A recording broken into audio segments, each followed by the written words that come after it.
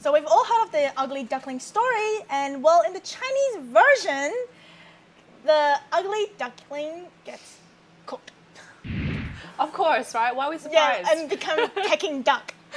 So in the story, it's basically the same until the very end. So we all know that the Ugly Duckling went away from home, and now the Ugly Duckling is very tired. So it's like lay down and thought like, oh, what's the point of struggling? And so he fell asleep, and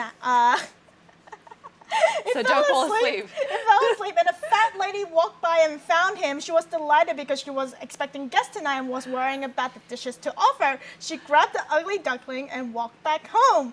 And at home, the lady prepared to kill the Ugly Duckling. The Ugly Duckling struggled like crazy. He cried, "Please don't, I am a swan." The lady didn't understand a single word. She pressed him hard and killed him.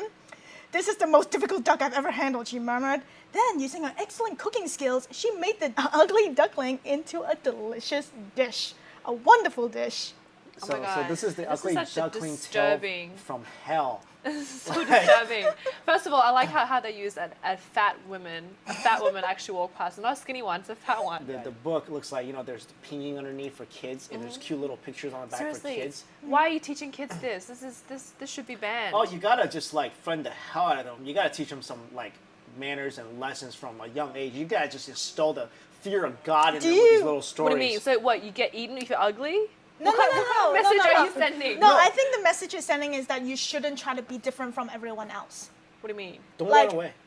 Don't run away. Run away, but also because the Ugly Duckling thinks that it's because he's different from all his duck family, right? Because he thinks that he's a swan and not a duck. He thinks he's better than everybody. This is what happens to people who think they're better than other people. You get eaten by fat women. But he doesn't think he's better. He just thinks he's different, so he doesn't want to be different. He's a swan. He thinks he's better. Swan doesn't mean swan is better. A swan is much better than a duck.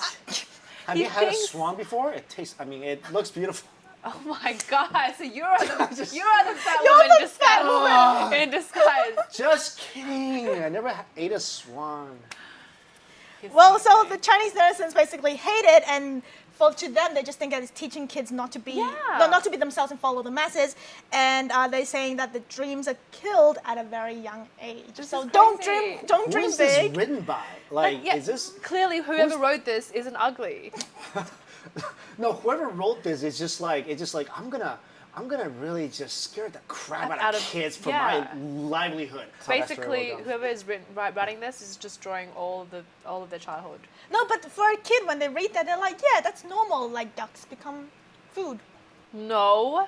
No. Well, you wouldn't, right? But if all the stories you ever were presented in front of you were like this, because we grew up reading stories of encouragement and aspire to be whoever we want to be. Yeah. So, Mike, why do you think they changed the story into this? All right, this story, I think, is written by a real sadistic guy that really wants to kill all kids' wishes, dreams, aspirations. Even if I'm maybe born in a bad situation, a bad neighborhood, I can grow to be somebody great, somebody I can really dream of being one day. But then, this story is basically like, yeah, you can do that, and then you're going to die. And someone's going to eat you. Like, what? Like, who does that? Somebody obviously fat and hungry. Oh my God. And it's a fat woman. That had to be clear. Yeah. All right, guys, tell us what you think of the story, and why do you think the author wrote what he wrote?